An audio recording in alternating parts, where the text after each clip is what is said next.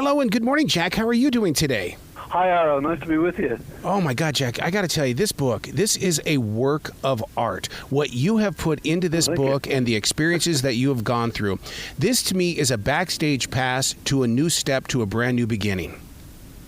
That's a lovely compliment. Thank you very much.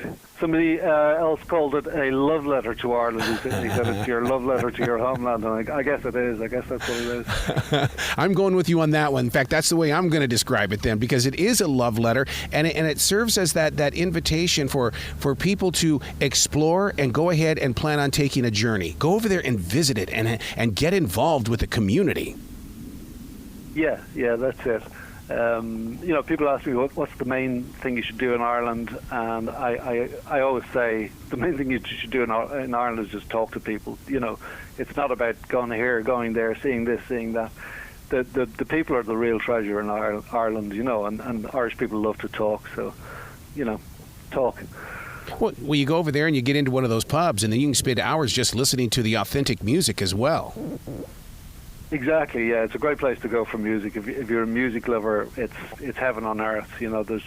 We go into the book all the various places to go for music. Like Dublin is in County Clare, a little village on the Atlantic coastline. There would be the spiritual home of traditional Irish music, and you can go there. It's a small little town. There's 4 pubs, but they're always heaving with people who are in there for the sessions, what we call the sessions.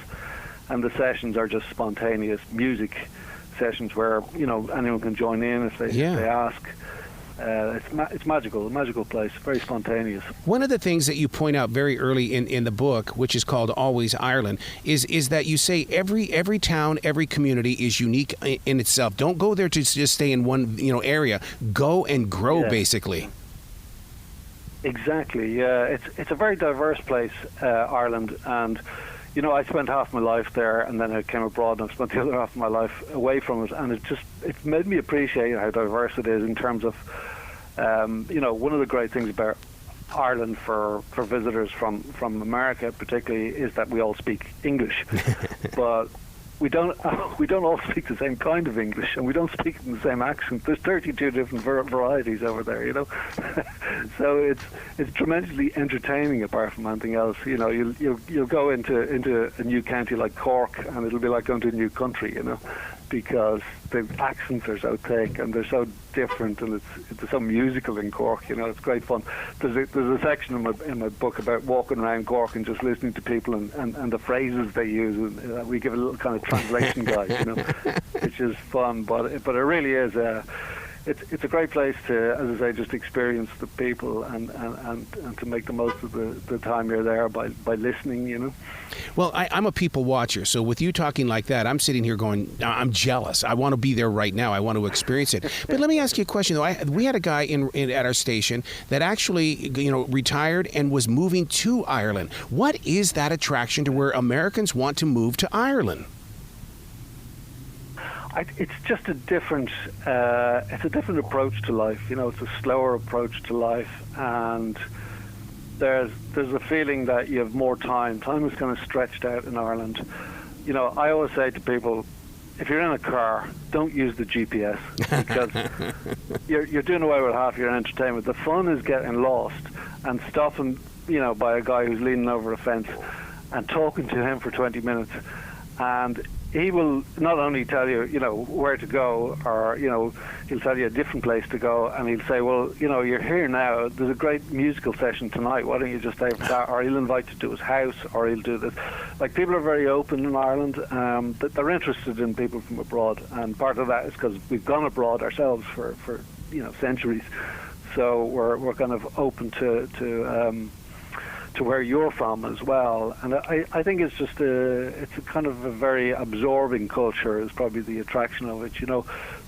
There's a famous line in Irish history that the Normans came over and they built these big castles to keep the wild Irish out, and they banned the music and they banned the language and everything, but it didn't work. And the reason it didn't work was, because the Irish have the best parties. So they just got, what happened to them was the same as the Danes, the Vikings, and everyone else who tried to invade Ireland. They just get absorbed, And the famous dictum was that the Normans became more Irish than the Irish themselves. You know, they took the language, they took the thing, and that's very true. They do. It's a very easy place to kind of, you know, settle into. Wouldn't you say that part of the romance, though, is, you know, so many people like to run away from the rain. To me, I would love to walk through the rain. I want to see the landscape. I want to see how everything just harmonizes in a moment. Well, if it's rain you like, you know, that's your place. Go to Ireland, because you won't be disappointed.